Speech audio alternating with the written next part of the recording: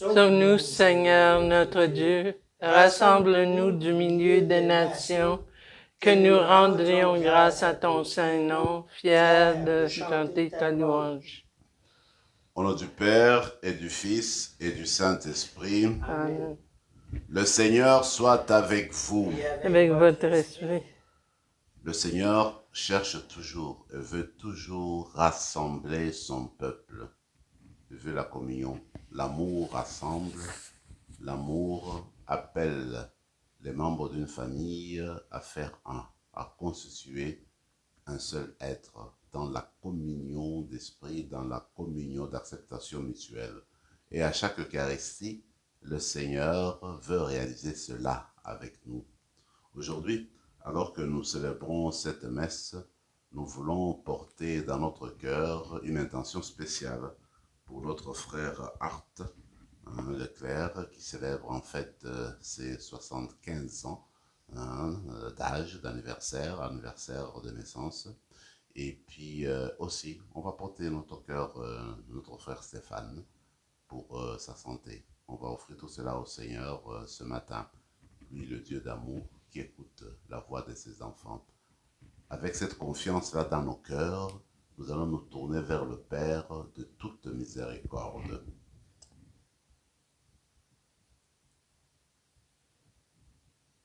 Je confesse à Dieu Tout-Puissant, je reconnais devant vous, frères et sœurs, que j'ai péché en pensée, en parole, par action et par omission.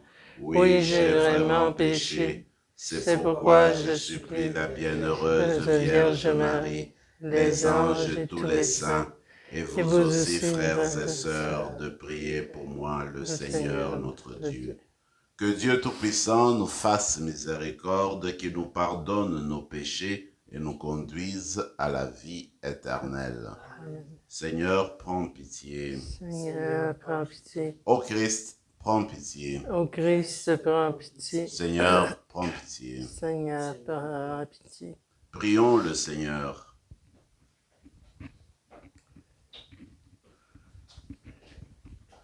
Accorde-nous, Seigneur notre Dieu, de pouvoir t'adorer de tout notre esprit et d'avoir envers tous et toutes une vraie charité.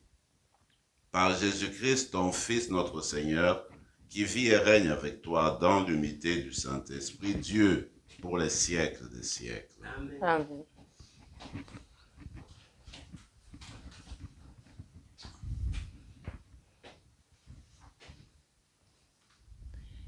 Lecture du livre du prophète Jérémie. La parole du Seigneur me fut adressée. Va proclamer aux oreilles de Jérusalem. Ainsi parle le Seigneur. Je me souviens de la tendresse de tes jeunes années, ton amour de jeune mariée, lorsque tu me suivais au désert dans une terre inculte. Israël était consacré au Seigneur, première germe de sa récolte. Celui qui en mangeait était coupable, il lui arrivait malheur. Oracle du Seigneur. Je vous ai fait entrer dans une terre plantureuse pour vous nourrir de tous ses fruits. Mais à peine entré, vous avez profané ma terre, changé mon héritage en abomination. Les prêtres n'ont pas dit « Où est-il le Seigneur ?» Les dépositaires de la loi ne m'ont pas connu. Les pasteurs se sont révoltés contre moi. Les prophètes ont prophétisé au nom du Dieu Baal. Ils ont suivi des dieux qui ne servent à rien. Cieux, soyez-en consternés, horrifiés, épouvantés, oracle du Seigneur. Oui, mon peuple a commis un double méfait. Ils m'ont abandonné, moi, la source d'eau vive, et ils se sont creusés des citernes fissurées qui ne retiennent pas l'eau. Parole du Seigneur. Nous rendons grâce à Dieu. En toi, Seigneur, est la source de vie. En toi, Seigneur, est la source de vie. Dans les cieux, Seigneur, ton amour, jusqu'aux nues ta vérité. Ta justice une haute montagne, tes jugements le grand abîme. En toi, Seigneur, est la source de vie. Qu'il est précieux ton amour, ô mon Dieu. À l'ombre de tes ailes, tu abrites les hommes. Ils savourent les festins de ta maison. Au torrent du paradis, tu les abreuves. En toi, Seigneur, est la source de vie. En toi est la source de vie. Par ta lumière, nous voyons la lumière. Garde ton amour à ceux qui t'ont connu, ta justice à tous les hommes droits. En toi, Seigneur, est la source de vie. Alléluia, Alléluia. Tu es béni, Père, Seigneur du ciel et de la terre. Tu as révélé aux tout petits les mystères du royaume. Alléluia.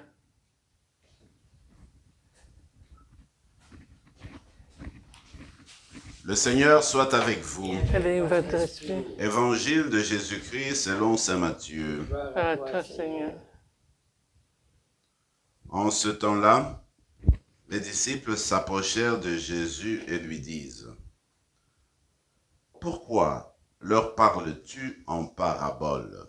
Il leur répondit: « À vous, il est donné de connaître les mystères du royaume des cieux, mais ce n'est pas donné à ceux-là.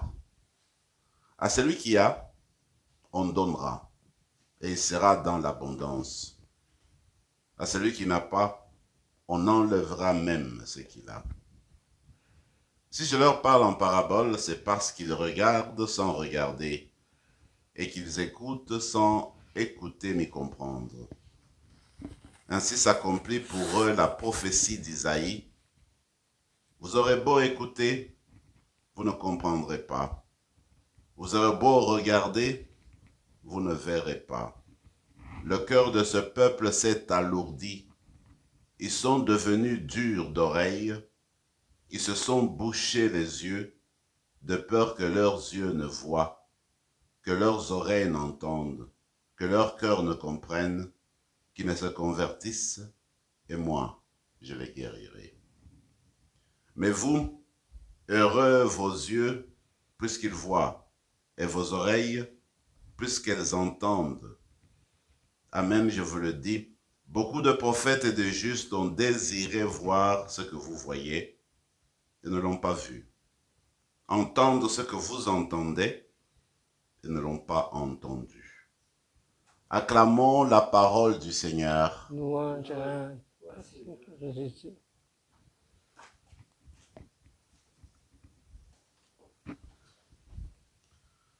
Nous avons commencé hier la lecture du livre du prophète Jérémie et nous sommes au début du livre. Aujourd'hui, c'est le deuxième chapitre, l'extrait du deuxième chapitre qui a été proclamé. On voit que le prophète invite le peuple à la conversion. D'abord, il revient à l'événement fondateur de ce peuple-là, la sortie de l'Égypte. Il rappelle comment, au moment de la sortie d'Égypte, ce peuple était encore jeune, ce peuple s'est formé, et le peuple manifestait une fidélité claire, une fidélité forte envers le Seigneur. Parce que le peuple était encore jeune. Et le prophète donne l'exemple d'un couple de mariés. Alors quand on est marié, les premières années, tout est feu flamme. Et puis les choses semblent bien aller. C'était comme ça aussi avec Israël. Mais plus les années avançaient, plus Israël a commencé à se fatiguer, a commencé à devenir infidèle. Alors, Jérémie rappelle tout cela.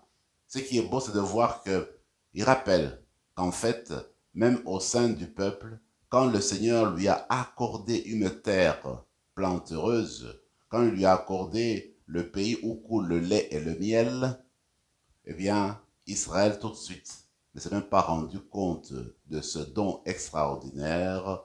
Il est entré dans l'abomination, dit le prophète. Alors, qu'est-ce qui s'est passé? Même les prêtres, dit le prophète, ne renvoient pas le peuple vers le Seigneur. Et ce qui est grave, ceux qui doivent s'occuper de la loi, de l'alliance, eh bien, ne font aucune allusion à Dieu. Et le peuple continue à vivre ainsi, éloigné de Dieu, et le peuple continue à fermer son cœur envers le Seigneur. Et le plus grave, c'est que les prophètes qui devaient annoncer la parole de Dieu, qui devaient annoncer la présence de Dieu, rappeler le peuple à la conversion, et voilà que les mêmes prophètes annoncent une parole du Dieu Baal, de faux dieux, de Dieu qui n'existe pas. C'est catastrophique ce qui arrive à Israël. Alors le prophète Jérémie continue à appeler le peuple à ouvrir son cœur, à tourner son cœur vers le Seigneur et à reconnaître sa présence. Dans le peuple, dans le pays désertique, on le sait, l'eau a un pouvoir extraordinaire. L'eau est une richesse. Le pays d'Israël est un pays semi-désertique en fait. Alors le Seigneur donne un bel exemple ici, une belle image. Lui, le Seigneur, c'est la source d'eau. Alors, quand on va vers lui, eh bien, on est rafraîchi et on reçoit, n'est-ce pas, l'eau en abondance.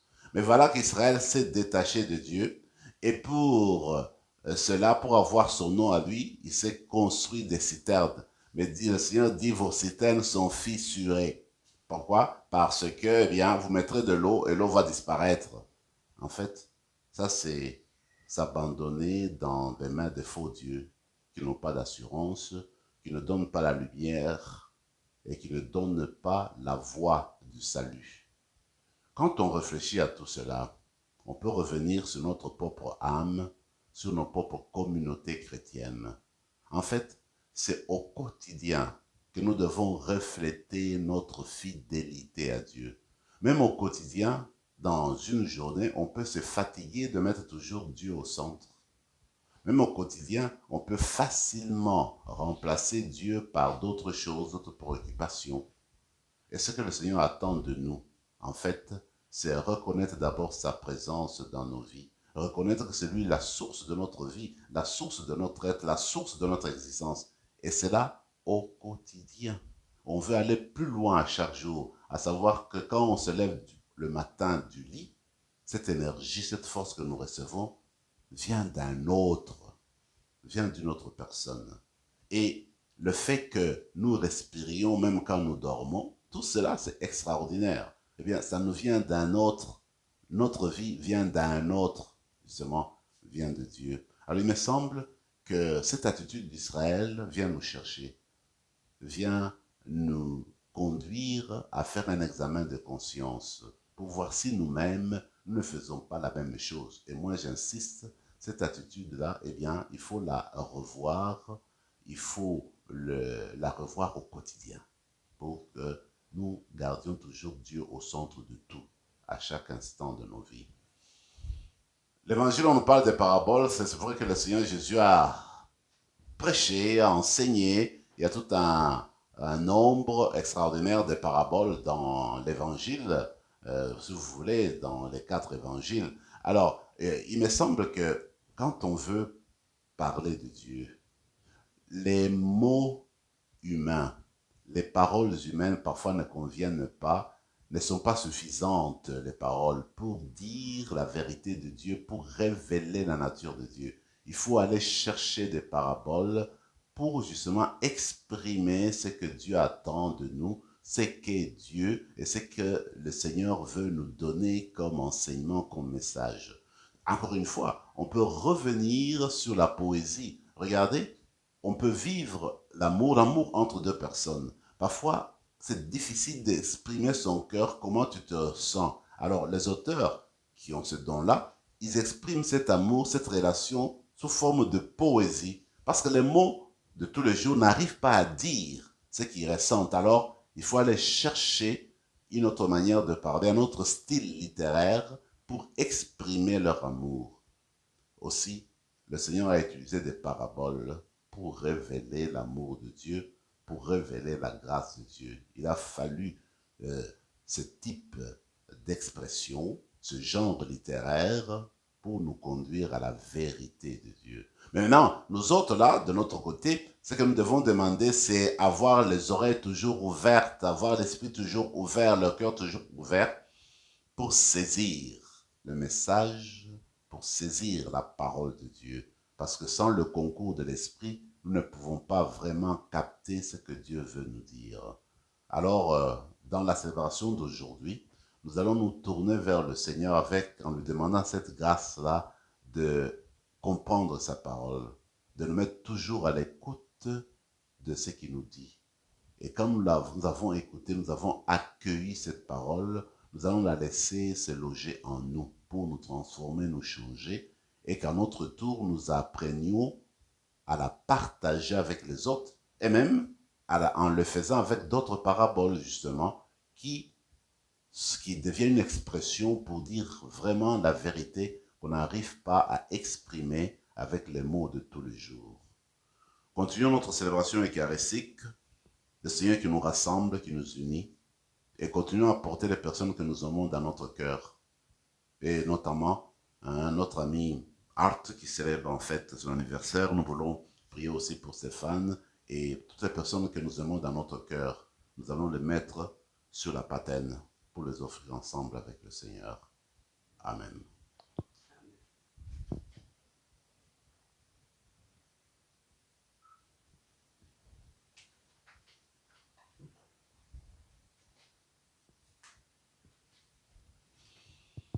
Tu es béni, Seigneur, Dieu de l'univers, toi qui nous donnes ce pain, fruit de la terre et du travail des hommes et des femmes. Nous te le présentons, il deviendra le pain de la vie. Béni soit Dieu maintenant et toujours.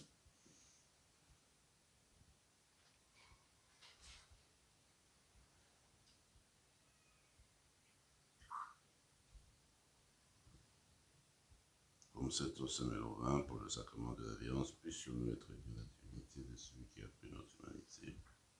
Tu es béni, Seigneur, Dieu de l'univers, toi qui nous donnes ce vin, fruit de la vigne et du travail des hommes et des femmes. Nous te le présentons, il deviendra le vin du royaume éternel. Béni soit Dieu maintenant et toujours. Comme les pauvres, nous te supplions, Seigneur, accueille-nous de notre sacrifice en ce jour. Trouve grâce devant toi. Prions ensemble, mes frères et mes sœurs, au moment d'offrir le sacrifice de toute l'Église. Pour la gloire de Dieu, le salut du monde. Pour te servir, Seigneur, nous déposons nos présents sur ton autel.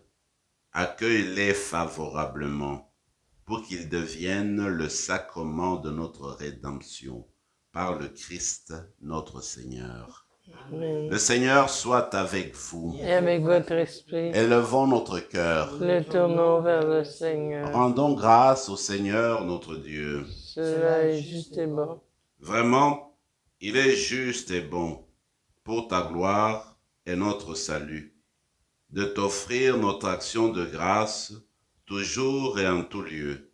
Seigneur, Père très saint, Dieu éternel et tout-puissant. C'est par ton Fils bien-aimé que tu as formé le genre humain.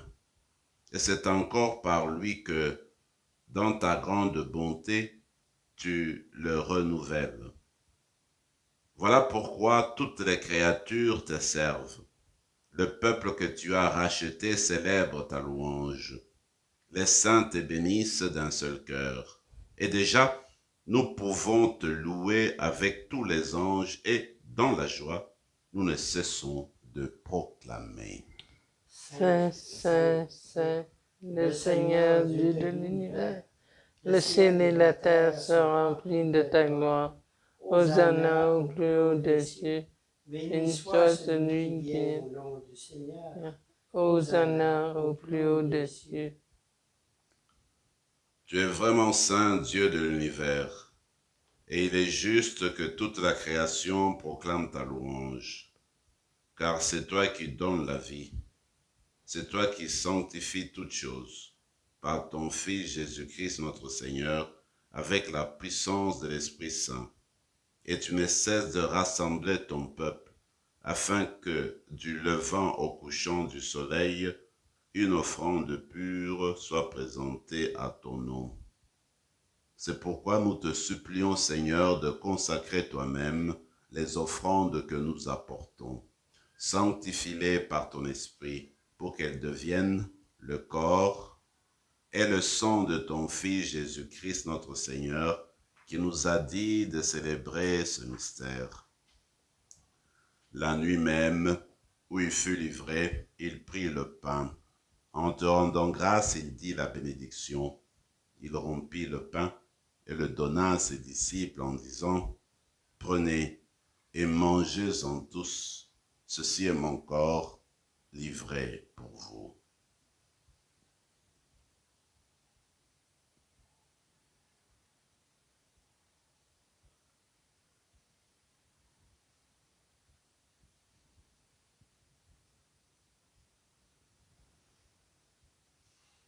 De même, après le repas, il prit la coupe. En te rendant grâce, il dit la bénédiction, donna la coupe à ses disciples en disant, « Prenez et buvez-en tous, car ceci est la coupe de mon sang, le sang de l'alliance nouvelle et éternelle, qui sera versé pour vous et pour la multitude en rémission des péchés. Vous ferez cela en mémoire de moi. »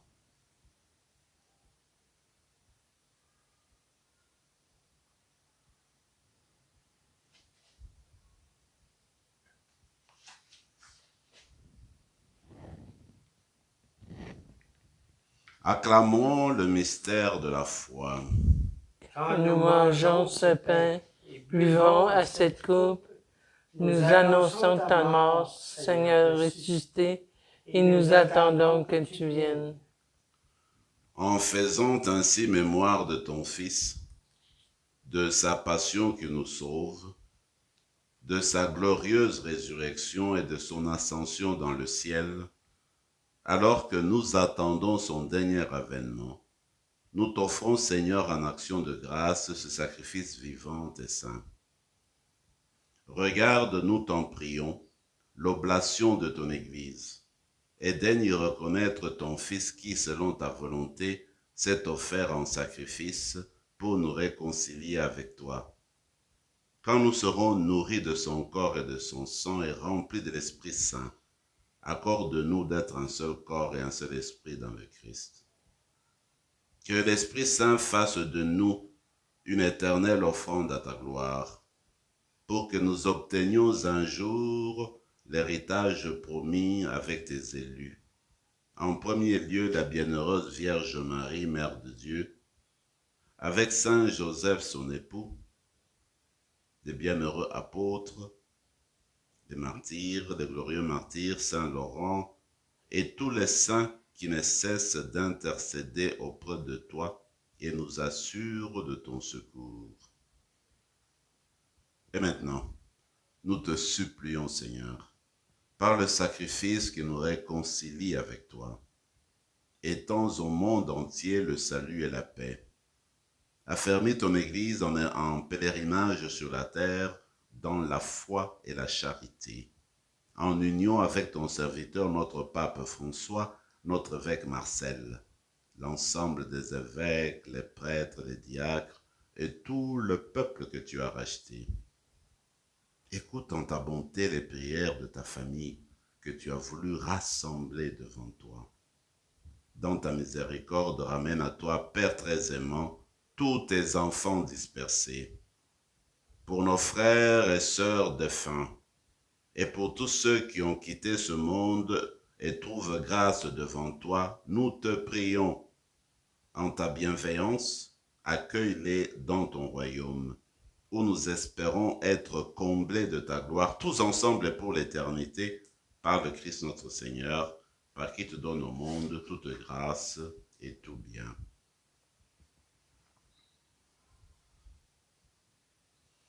Par lui, avec lui et en lui, à toi, Dieu le Père Tout-Puissant, dans l'unité du Saint-Esprit, tout honneur et toute gloire pour les siècles des siècles. Amen.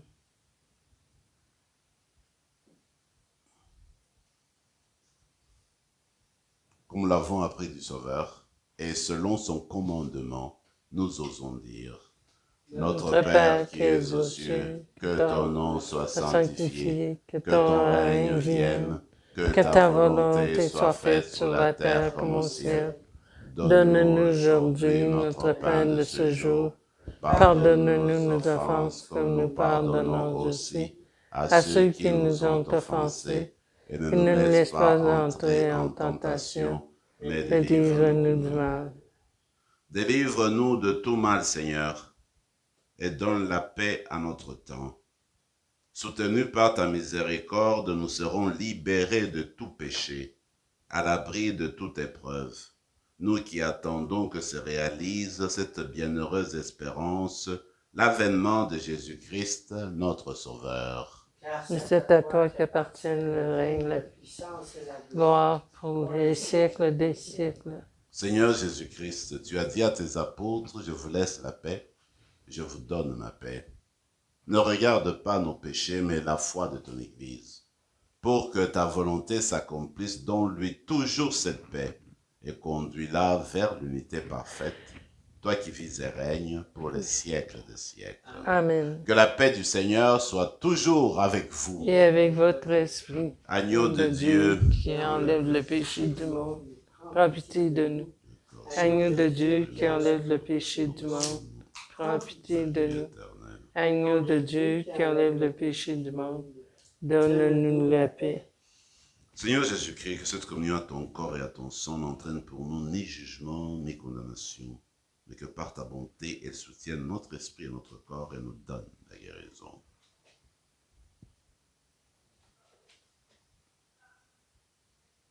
Voici l'agneau de Dieu, voici celui qui enlève les péchés du monde. Heureux les invités au repas des noces de l'agneau.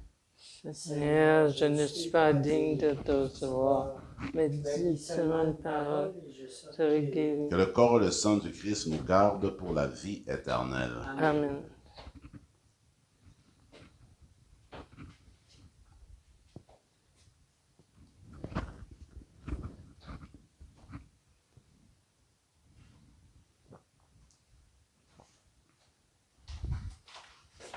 Le corps du Christ. Amen.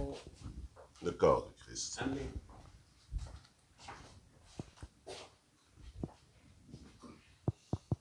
Après avoir reçu le Seigneur spirituellement et même physiquement, gardons quelques moments de silence dans nos cœurs pour parler avec lui.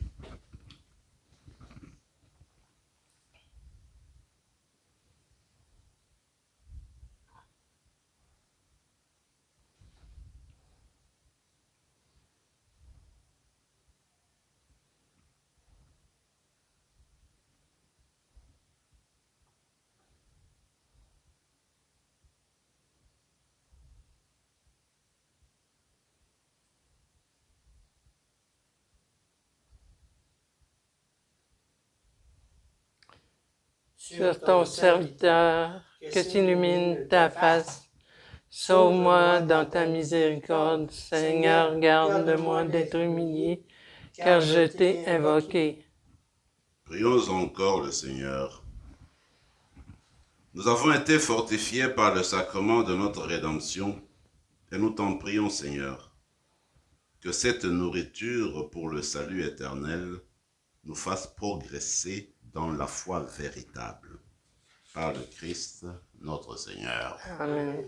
Le Seigneur soit avec vous. Et avec votre esprit. Et que Dieu Tout-Puissant vous bénisse, le Père, le Fils et le Saint-Esprit. Amen. Allez dans la paix du Christ. Rendons grâce à Dieu.